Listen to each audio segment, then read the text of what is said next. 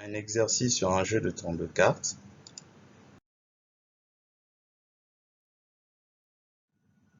Dans cette diapositive, on trouve l'énoncé de l'exercice.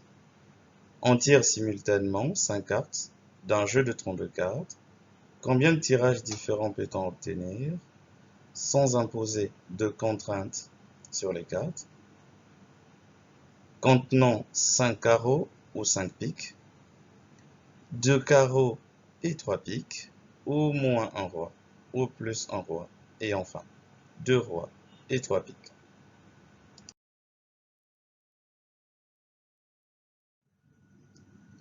Dans cette première question, nous allons calculer le nombre de tirages différents, sans imposer de contraintes sur les cartes, ce qui revient à calculer le nombre de tirages possibles, donc le cardinal de oméga. Un tirage simultané fait allusion aux combinaisons sans répétition. À l'extrême droite de l'écran, ici, nous avons un exemple d'une combinaison de 5 cartes. Le tirage étant simultané de 5 cartes parmi 32, le cardinal de oméga vaut combinaison de 5 dans 32, soit 201 376 tirages possibles.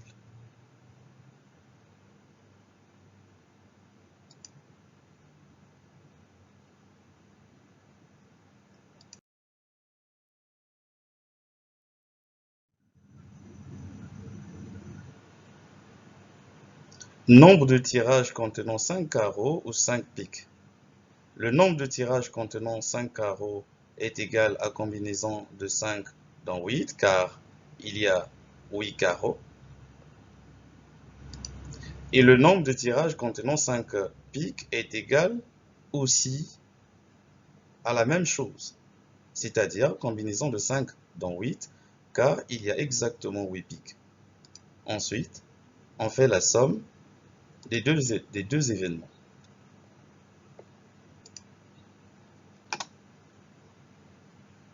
Donc, les piques, on a ceci, combinaison de 5 dans 8, on doit choisir 5 carreaux parmi 8. Et pour les piques, on a également 5 piques parmi 8. La même chose, on fait la somme. Et au total, ça nous donne 112 tirages différents.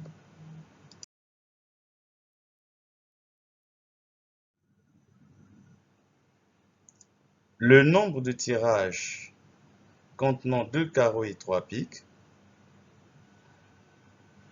Le nombre de tirages contenant 2 carreaux est égal à combinaison de 2 dans 8, car il y a 8 carreaux. Et le nombre de tirages contenant 3 piques est égal à combinaison de 3 dans 8. Ensuite, on fait le produit des cardinaux de ces deux événements, ici. Observez là, on fait le produit et on obtient 1568 tirages différents.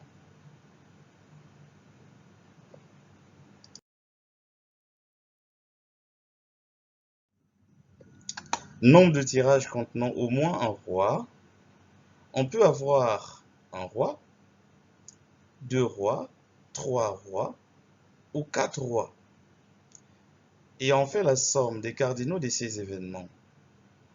La deuxième possibilité est de calculer le cardinal de l'événement contraire, qui consiste à faire un tirage sans roi. Et on fait la soustraction avec le cardinal de l'univers. Dans les deux cas, on trouve la même réponse, qui est de 103 096 tirages différents. Donc ici, on peut avoir un roi.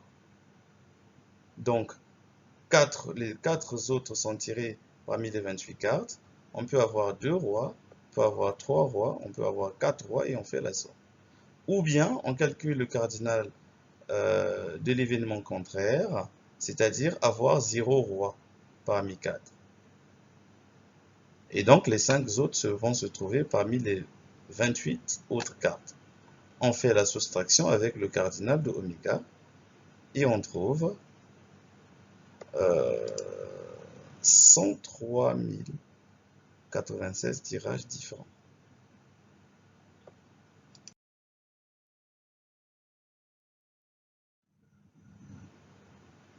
Nombre de tirages contenant au plus un roi.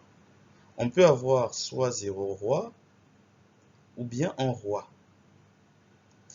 Dans ce cas, nous avons 0 roi. Donc 0 roi parmi 4, ça veut dire le tirage étant de 5 cartes, les 5 autres cartes se trouvent parmi les 28 restants. Un deuxième cas serait d'avoir un roi. Et si on a un roi, il sera choisi parmi les 4. Il va rester 4 autres cartes qui seront choisies parmi les 28. La somme nous donne 180 180 tirages différents.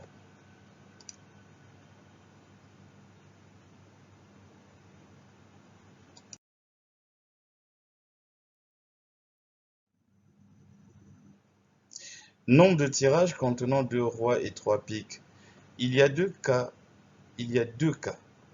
Premier cas, le tirage ne contient pas le roi de pique, situé à l'intersection entre la ligne horizontale des piques et la ligne verticale des rois, ici.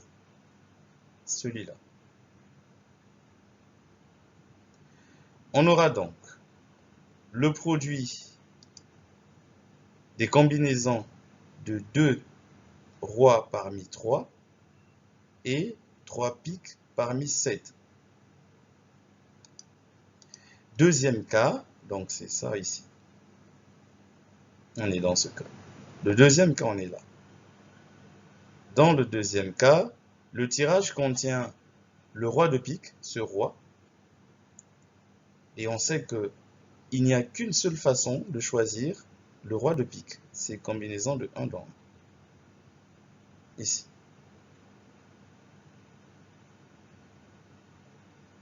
Donc, une façon de choisir le roi de pique.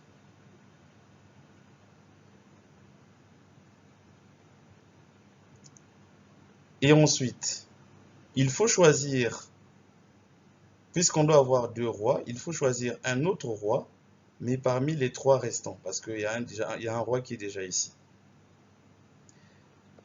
Et on doit choisir également 2 piques, mais parmi 7, puisqu'il y a déjà un roi de pique qui est là, donc il ne reste plus que 7 piques. Alors, le tirage étant de 5 éléments, si je vois bien ici j'ai 1, là j'ai 1, là j'ai 2, ça fait 4. Il me reste un élément. Donc ici, nous allons prendre un élément parmi les 21 autres cartes restantes. Ce qui nous donne 1428 tirages différents.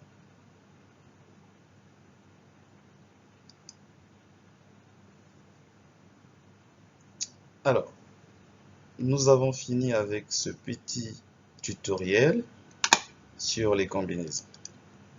Merci de l'avoir suivi.